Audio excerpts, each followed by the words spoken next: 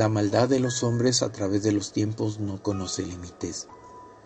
Cuenta una oscura leyenda muy antigua, mencionada apenas en voz baja entre los que trabajan grandes proyectos de construcción, que para que no caiga la obra que levantan, debe derramarse sangre sobre ella, y que en muchos casos la sangre debe ser inocente. A lo largo de los tiempos se menciona que en edificios, palacios, puentes o cualquier tipo de gran construcción se realizaban muy en lo secreto sacrificios humanos para asegurar su fortaleza, a veces como una ofrenda, a veces como un ritual. Pero se dice que usan de cimientos cuerpos o personas aún con vida que son emparedadas para realizar tal aberración. El emparedar niños pequeños en edificaciones en construcción ya era una práctica que se hacía alrededor de 5000 años atrás, y de ellas, por ejemplo, hay registros de dichas acciones en la Alemania del siglo XVII. A poco más de 4 kilómetros al occidente de la ciudad de San Luis Potosí está situada la presa de San José, que hasta hace un cuarto de siglo era la fuente principal de abastecimiento de agua potable a la capital potosina. La presa en sí es una obra maestra de ingeniería y su cortina una verdadera obra de arte. Fue proyectada por un ingeniero del que solo se sabía era apellidado Reiter, y dirigida a su construcción, que data de 1894 por el ingeniero José M. Siliceo. La puso en servicio otro ingeniero, el gobernador Blas Scontri. La capacidad inicial del vaso de captación era de unos 8 millones de metros cúbicos, pero en la actualidad, por causa del desolve, se ha reducido considerablemente. Esta presa termina de construirse en el año de 1903 y es considerada una de las obras hidráulicas más importantes del siglo XX en el estado. La cortina es de piedra pulida de cantera, mide poco más de 100 metros de largo por 32 de altura y 7 de espesor en la parte más alta. Para el 3 de septiembre del mismo año, el vaso de la presa se llenó a su máximo, esto es, 7.526.000 metros cúbicos de agua, según lo indican los archivos históricos de la entidad. La bella balaustrada se vino abajo por varios desbordamientos y por fortuna ya ha sido repuesta. Para tranquilidad de los habitantes de la ciudad, afirman algunos técnicos que es imposible un reventamiento, puesto que el mayor impacto de las aguas lo recibe la Sierra del Norte y no la cortina. Como ya he mencionado en diferentes sociedades a través de la historia, las prácticas mortuorias para salvaguardar y proteger los cimientos de las construcciones solían ser una actividad soterrada realizada de manera común, casi diaria. En diferentes culturas como la andina, los indios derramaban sangre en los terrenos donde se construirían las casas para protección de su futura estructura y la dicha en el hogar. Aquí, en la presa de San José de San Luis Potosí, se habla de historias parecidas. Una de ellas comienza en 1863 con la construcción de la cortina. Se cuenta que en su edificación estuvo repleta de esoterismo y misticismo, de muchas cosas extrañas, y que incluso durante el proceso de levantamiento de sus muros, los ingenieros y personal involucrado solicitaron la presencia de un brujo para que les otorgara ayuda, para que el proyecto resultara exitoso.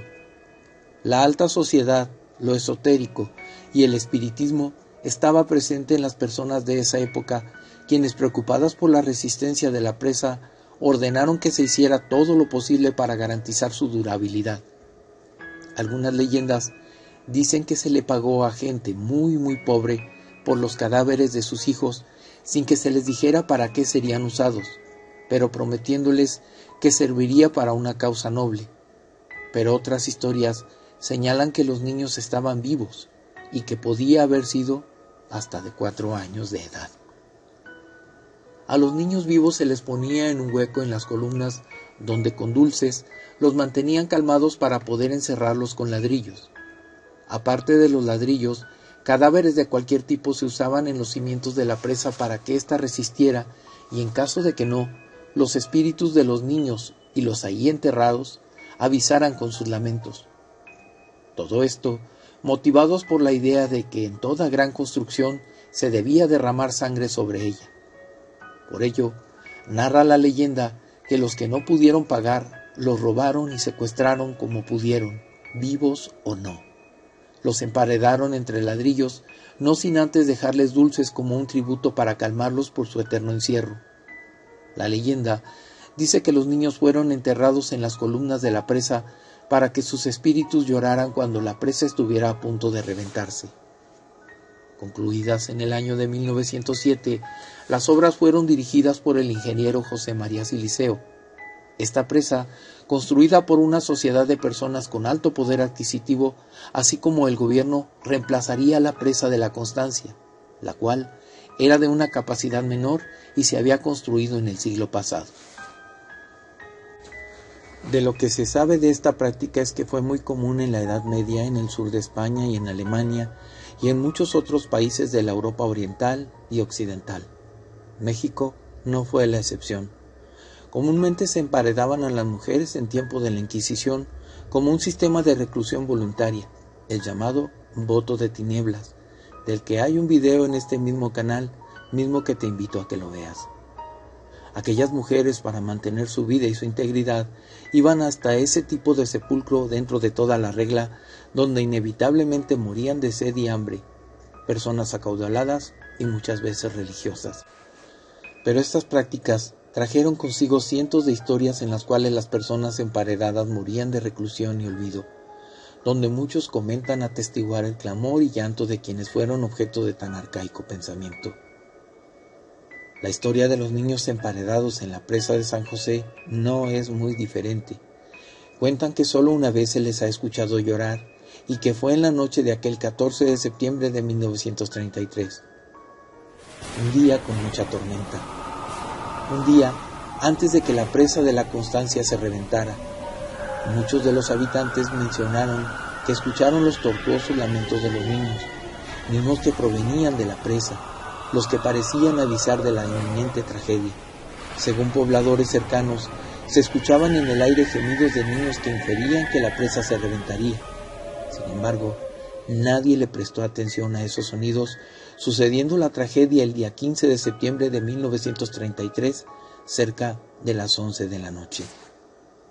Muchas personas perdieron la vida al ahogarse y muchas otras más desaparecieron entre las aguas. Este fatídico incidente lo atribuyeron no solo a la gran cantidad de agua que cayó por la lluvia ese día, sino también a la tragedia que envolvió a aquellos niños que forman supuestamente parte de la construcción de la presa.